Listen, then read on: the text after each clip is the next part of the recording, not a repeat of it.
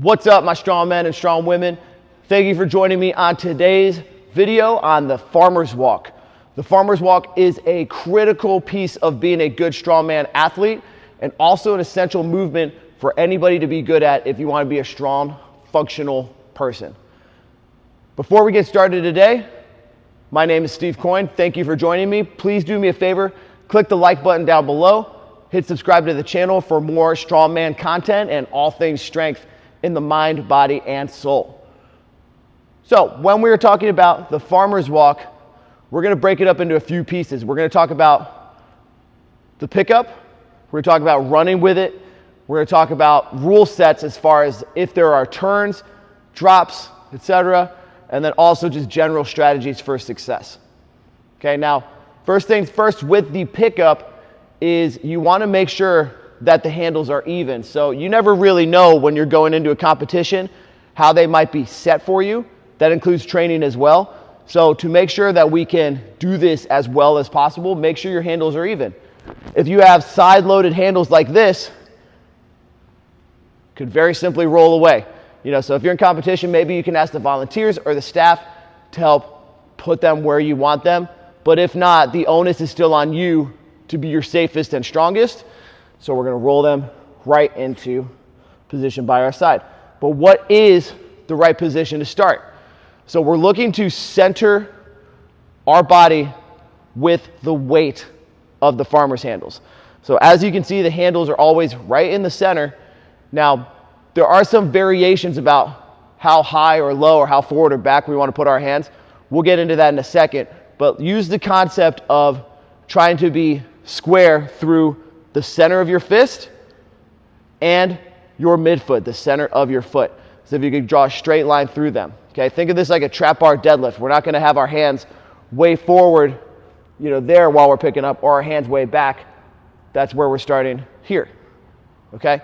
Now, when the handles are out to your sides, you want to make sure that they're as close to your body as possible, right? We don't want to do this like we're doing some sort of wide trap bar or wide frame carry here. This is going to waste energy. It's just not as strong of a position. And what's going to end up happening is when you pick these up, they're just going to pull in. Again, you'll lose tension, you'll lose strength, but you're just wasting time and energy when they're out wide. So what you want to do, again, find that alignment where our weight is centered.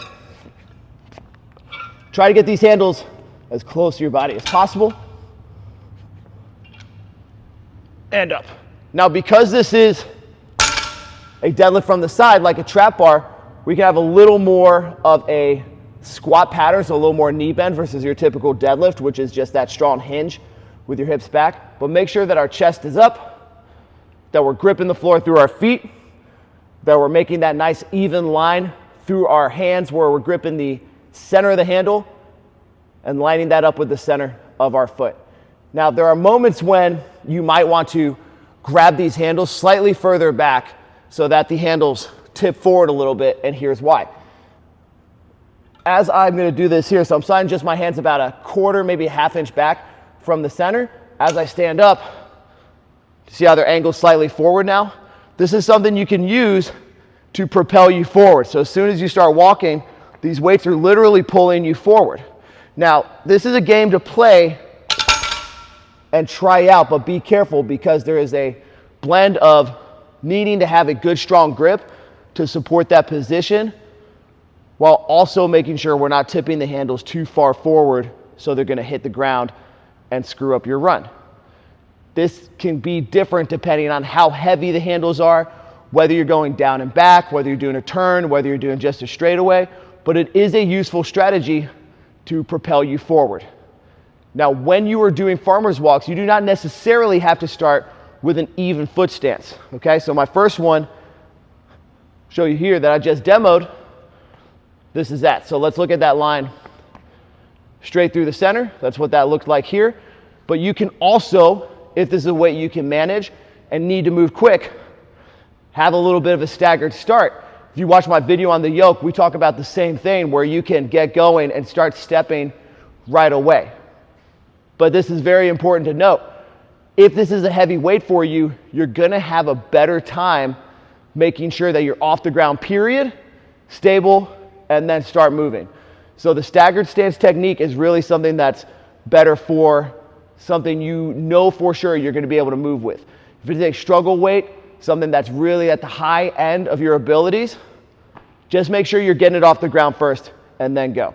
But get that practice in with your stagger stance so you can pick up and just go right away. So here's what that looks like.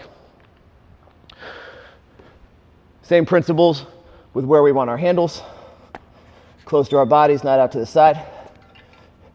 So a little stagger, but what's happening here, I'll rotate so you can see here, is that I'm still evenly spaced out. So I have my left foot slightly in front, my right foot slightly in back, but it's still an evenly dispersed placement of my weight, okay? So when I go here, chest up, eyes forward, I'm gonna stand up. Okay, so you can get moving right away with that. This is just, again, these are games that you have to play and techniques you have to practice, because with that, you're gonna be much more prone to have the handles swing back and forth a little bit. Make sure you have good strong wrists, good strong grip, and that you're practice at this so you know how to navigate that wobble and navigate that balance when you start with a staggered stance. Okay, so that's really a good quick 101 on picking these up. I do want to make a note about your grip. There's not just one way to grip it, okay? So as I was going just now, I was doing your classic grip around here, like you would do a double overhand. It is worth experimenting things like a hook grip. This is not a video about hook grip, but essentially your thumb folds in as a hook, which your fingers wrap around. Give it a try. There are plenty of videos out there on hook grip if you want to learn more about that. The third technique that I tend to like and is very favorable for me is this false grip here, where you have your thumbs on the same side as your fingers. Now this seems to work well for me because, at least in my head, it's sending a signal to keep my wrists, arms, and shoulders, everything tight. You always want to think about, when you're doing these strongman lifts, how you can create a tight, strong chain head to toe. So if I'm starting with my thumbs like so and hooking in a little bit here, this mentally makes everything in my forearms all the way up feel really tight. This is also a pretty good strategy if you have a thick grip handle that you can't really wrap your thumbs all the way around. Here, here, okay? So everything else is the same, that just changes the grip a little bit. It is worth trying out for you to see what is best, okay? Now, most of the time you're not going to be able to use straps on farmer's walks, but if you are allowed to and it makes sense, you're able to strap in before the time, probably a good idea too. Just remember, if you're going to drop them and something goes awry and you waste time having to strap back in, that could be a detriment. So just understand your rule set in a competition going in, think critically, figure it out. Okay, so that's the pickup. Now for the walk, or the run rather, we really want to think about keeping your alignment in the direction that you want to go. No duh. But you saw as I was picking this up, you know, had a little bit of wobble with some of that staggered stance. It can happen that you could start kind of do-si-doing, walking over your feet a little bit.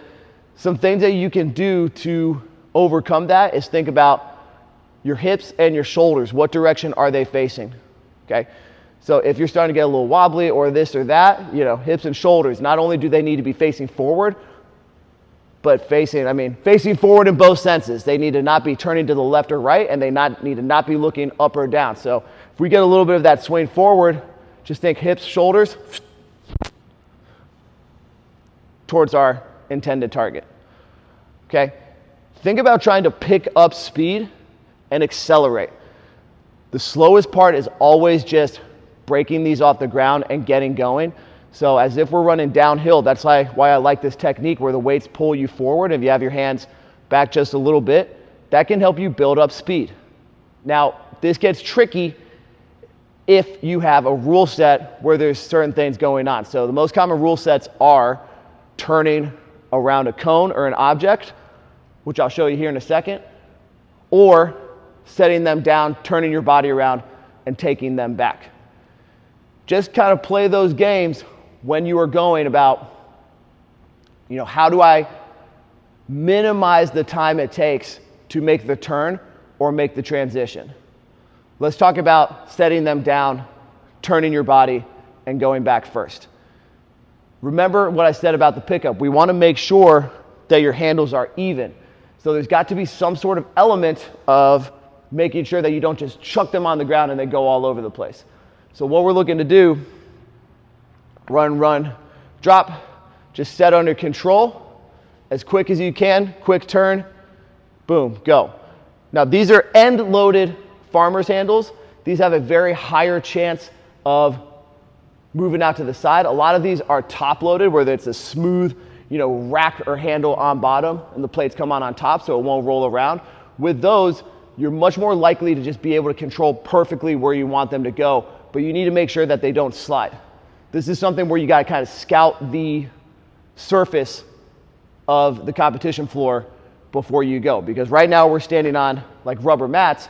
Things probably are not going to slide, but if you're somewhere like an expo hall, those are very smooth floors. So if you have a lot of momentum and speed, they could just slide real easy. And in some instances, you get a penalty for sliding, so just be careful.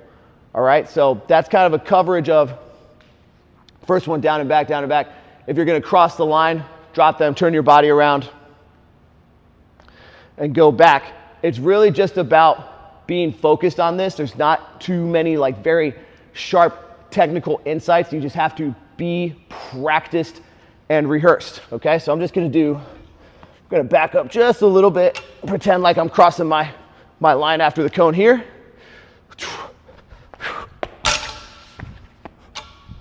And go. Okay, so it really is that simple if that is the rule set. Okay, now sometimes you have to cross the entire line. Sometimes you have to cross just the front of the farmer's handles over. You just need to be paying attention in competition settings. Ask your judge to tell you when that happens. Do not leave it up to guesswork. Okay, if your judge is not going to tell you, you just need to focus on that and not lose points in time because you don't know where you're supposed to finish. Okay, now if you have such a rule where you just need to run through the line, really the smartest thing is to accelerate all the way through the finish. Don't worry about where the line is. Keep running until your judge tells you good. Very simple. Okay, so the other way that a lot of these events happen is with a turn. So I like to coach two different ways of turning. We'll call this, a round. I call it an apex curve and also a hairpin curve. So this is my very awesome scientific chart here. So very plain and simple. This is our cone. Our apex curve is just a big, nice, wide turn, okay? We'll also cover our hairpin turn, which I want you to notice. This starts out wider, goes closer behind the cone, and then there's a sharp turn here. But this is not a sharp turn and straight vertically down. This is a sharp turn that bows out. Okay, so I'll show you what I mean by that in just a second. But there's kind of a couple different ways to attack this, and this also, again, changes up depending on how heavy the weights are for you. So what we're really wanting to do is get into our straightaway on the back end as fast as possible. There's some issues that happen, though, when we're turning with these farmer's handles because they are heavy. We've all had this happen where we go to turn and they start turning with us. Okay, so that is what we need to, again, practice and play around with. So I'm going to kind of show you, if you do a nice tight turn really quick, what happens to the farmer's handles as you turn, okay? Okay. Well, I'm going to come this way.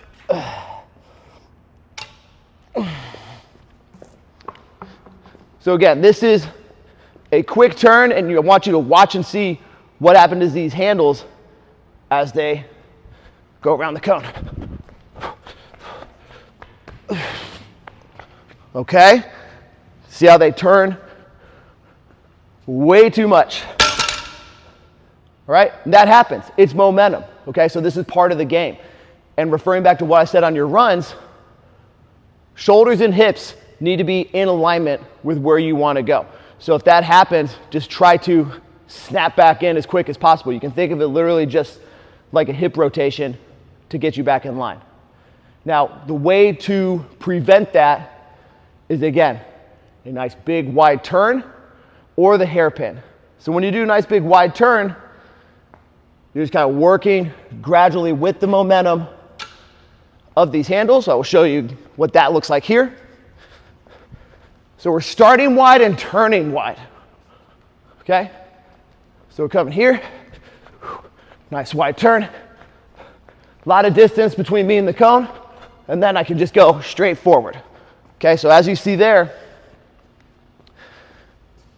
the handles were straight, but that's covering a lot of distance. Okay? This is heavy. That could be really a lot of wear and tear on your grip, extra steps, extra energy wasted. When we do the hairpin turn, you're going to need to actually slow this down a little bit, but you can take less steps, stay closer to the cone, and in my opinion, get into that acceleration faster. So I want to show you sort of what that looks like without the handles before I go. So you'll want to be way out wide. As you're walking, and you're going to start cutting out. But notice here, I'm not that far behind the cone. Okay, so now what's going to happen here is a quick, just sort of turn.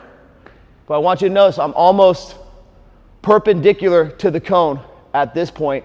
And what we want to happen is use the momentum of the handles to actually put us in the right place. So as I'm here, to take a quick turn, the handles will probably still be a little bit to the sides, but we want those to come in, boom, and accelerate. So this is just something you have to practice. I keep saying this over and over again, but it's a skill you need to practice. Okay, so what that looks like here is just like so. Remember, nice and wide. We don't want to go too far vertically past the cone. Come in nice and tight, and then just a quick turn. But be ready for those handles to turn with you. All right, so in demo, starting nice and wide. Coming in nice and close, and a quick turn, but the handles now hopefully snap me back into place. Okay? So I know you couldn't see the full run on that, but because I'm choosing to turn really aggressively when my body is perpendicular to my target, we're using those handles, the momentum of those handles as they turn to get me in the right direction instead of, turning here when I'm a bit early and then they'll pull you kind of in like a 45 degrees out here. Now, having strong wrists and strong forearms really, really helps. You can negate a lot of that just by having the wherewithal to turn in and out. Sometimes you're not going to have the strength for it, and that's okay. Other things to consider are strategic drops. Now, if you've got heavy farmer's handles and you're allowed one or two or multiple drops, it could be a good strategy to make a tight, quick turn, drop in place before they turn all the way, just pick them back up and go, if it's allowed in your rule set. So this is a game, kind of a way to gamify the system. I'll show you again. This is going to be a nice tight turn, and I'm going to intentionally drop the handles before they turn all the way over, but pick them back up very quickly to just go right back. So another round here.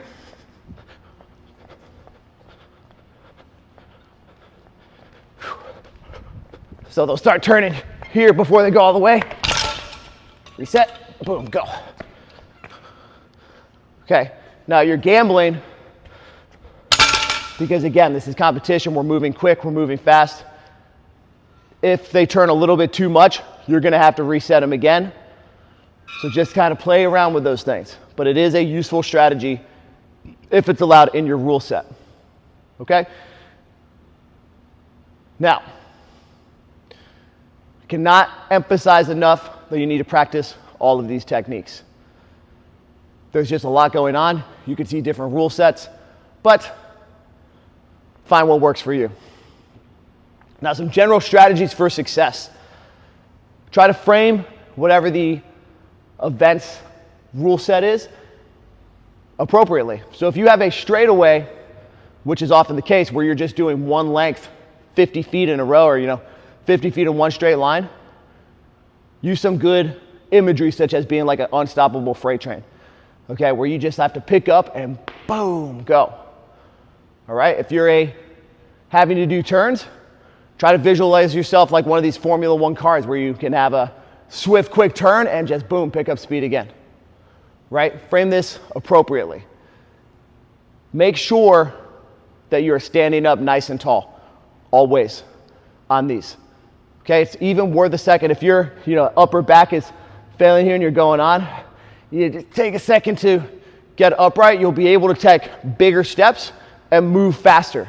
So try to have the wherewithal and the presence to make those corrections when needed. Other things to consider, your footwear. Very similar to a yoke, depending on how heavy you're carrying, you might want something of like a trainer, a basketball shoe, or a very hard-soled surface. If it's really heavy, for me, I'm gonna want something with a hard sole so I can dig into the ground and hit hard. But if it's a lighter weight that I'm just moving for speed, I do feel more comfortable for myself in basketball shoes or trainers just to pick up some speed and acceleration. But it's that same concept of how much squish in the sole can you get away with. For a lot of people, it's not much. So good hard sole is a good general recommendation, but there's a lot of different options. Okay, wrist straps, other equipment, belts and things like that will restrict your breathing, but obviously tighten your core. So practice your breathing. I do think it's a good idea to wear your belts when you can. Wrist straps, for some people, feel like they strengthen their grips. For others, feels like the opposite. It's kind of up to you. All right. Other things to consider, look only at what you are doing. Do not get caught up in what another competitor is doing.